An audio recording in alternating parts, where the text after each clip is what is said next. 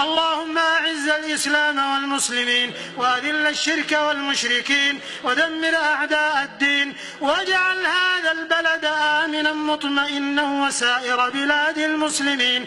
اللهم آمنا في أوطاننا وأدم الأمن والاستقرار في بلادنا، وأصلح ووفق أئمتنا وولاة أمورنا، وأيد بالحق والتأييد والعون والتسديد إمامنا وولي أمرنا. اللهم وفقه لما تحب وترضى، وخذ بناصيته للبر والتقوى، وهيئ له البطانة الصالحة، وأسبغ عليه لباس الصحة والعافية.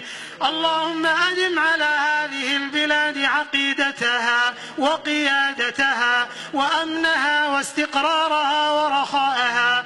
اللهم من أرادنا وأراد عقيدتنا وقيادتنا وأمننا بسوء فأشغله بنفسه ورد كيده في نحره، واجعل تدبيره تدميره يا سميع الدعاء. اللهم وفق جميع ولاة المسلمين للعمل بكتابك وسنة نبيك صلى الله عليه وسلم. اللهم اجعلهم رحمة على عبادك المؤمنين.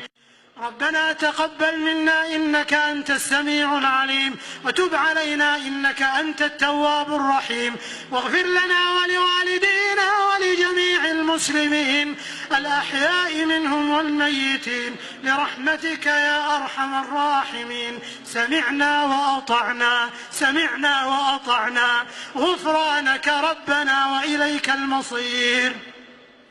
ربنا لا تؤاخذنا إن نسينا أو أخطأنا، ربنا ولا تحمل علينا إصرا كما حملته على الذين من قبلنا، ربنا ولا تحملنا ما لا طاقة لنا به، واعف عنا واعف عنا واغفر لنا واغفر لنا وارحمنا وارحمنا.